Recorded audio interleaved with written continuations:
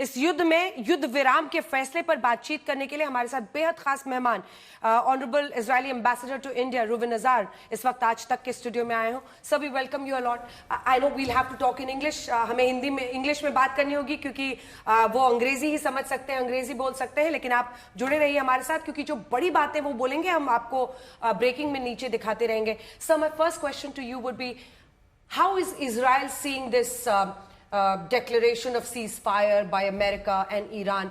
And to go a little further, you've already categorically said that Lebanon will not be part of the ceasefire. That's How right. is it then a ceasefire? Well, there's a ceasefire right now between the United States, Israel, and Iran. And the Straits of Hormuz are going to be completely open under the terms of this ceasefire that is going to take 2 weeks. We're going to give a chance to diplomacy to win the day. Prime Minister Netanyahu has declared that we support the ceasefire, and President Trump has said that we are going to continue to work on the 15-point plan in order to create a situation in which all the demands are met. As you know, we have removed 2 existential threats in this operation, the nuclear military threat and the ballistic missile threat. The factories, the leadership of this criminal regime that was oppressing the Iranian people, that commanded so many terror attacks against our region.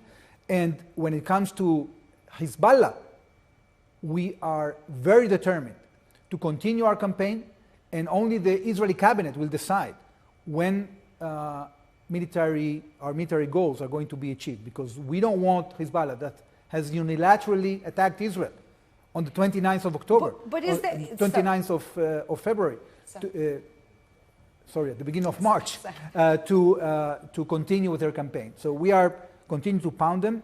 The IDF has entered into South Lebanon, and right now we are in a territory that secures a situation in which Hezbollah won't be able to fire anti-tank missiles at our community centers. And we want to make sure that the infrastructure in the south, all the terror infrastructure is uprooted. So have you midway changed the entire, the goals of this military operation? I'll tell you why I'm asking this. The Strait of Hormuz was open to begin with, sir. And now you're saying we have opened it. Where did you start? It was already open before the war. Number 2, you're talking about the ballistic missile capability, but we're still getting to information about how Iran is continuously firing at other places, Tel Aviv, other places in Israel, as well as Middle East.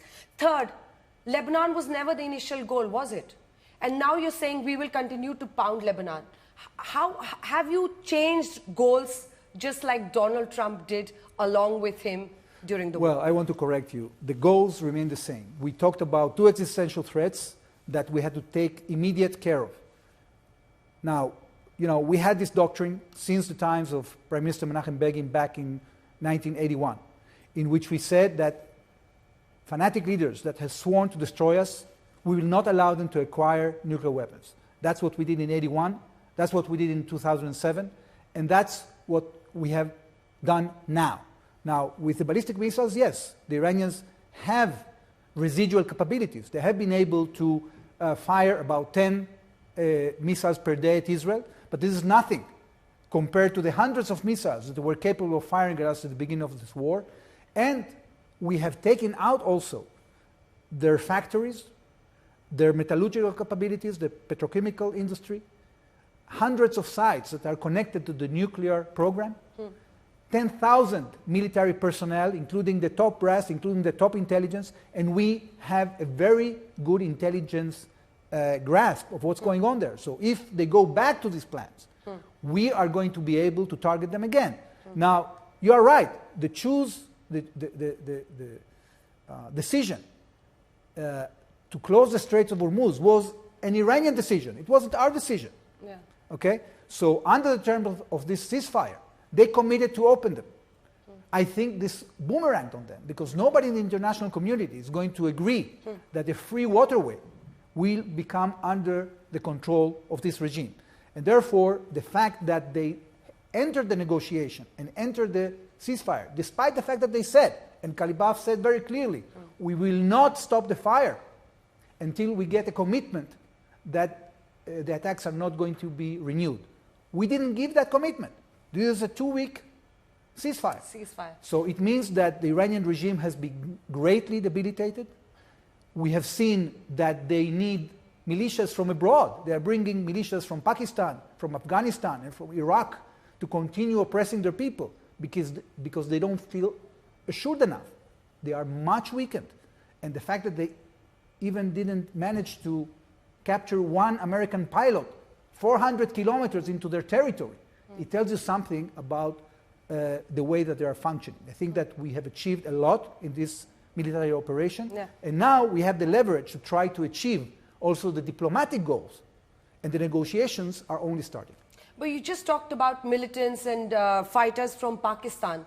But America seems to have a soft corner for Pakistan. Haven't you noticed it over a period of time? And when Pakistan is being chosen as the place for diplomatic conversations or high-level meetings, how does it leave India, a country like India, which is, you know, Pakistan is a sworn enemy?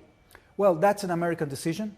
I think that we have seen that in the past when the Americans chose the Turks and the Qataris to broker a ceasefire with Hamas. Sometimes the Americans feel that they have more leverage when they choose such countries that are not necessarily playing a positive role. But at the end of the day, we have to give the credit to our American allies. We've been doing this military operation together, and now we are fully coordinated on the diplomatic effort. I think that we have a chance to create stability for the long term. And now the Iranian regime has understood what it didn't understand before, that if they do not comply and they continue to try to seek these weapons of mass destruction and they continue to terrorize the entire region, they will pay a price. We would just say that it would really make a lot of sense if Israel could put some wisdom into the United States of America and explain to them that Pakistan is a terrorist nation. It would work because when Israel and India work together, one of the basic tenets at the base of it is that we're fighting against terrorism. We'll leave that issue there. But IRGC, my team is just telling me Iran's armed forces say we will support the resistance fronts in Lebanon, Palestinians, Yemen, and Iraq. How would you respond to that? And after this one final that's not a surprise because they have been doing that for the last 47 years. They have been building these proxies. They have been supplying them with training, with money, with weapons, with the means to produce weapons. But now we have undermined their capability big time, and they are much debilitated. 1 year ago, the regime thought that it's completely immune from any attack, and they were using these army proxies against us. We have peeled off these army proxies, debilitate them substantially, and finally, we've been able to target in the heart of Tehran. We control the skies of Tehran for 40 days. Okay? And now they understand that. So if they continue these policies, they will continue paying the price. So they can say whatever they want, but at the end of the day, the balance of power in our region has changed. One final question to you. Who decided this? Whose decision was it? It is being said that Benjamin Netanyahu and Israel did not want a ceasefire. It was Donald Trump's decision. Well, as I told you, we support the ceasefire because we are completely coordinated. But it is Trump's decision.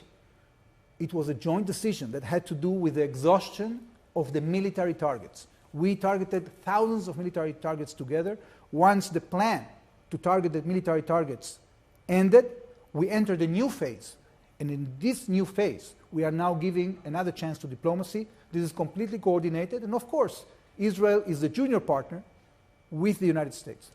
Thank you so much, Honorable Ambassador, for joining us on Aaj Tak and sharing the point of view of Israel as we see how the ceasefire plays out. Thank you so much. Thank you.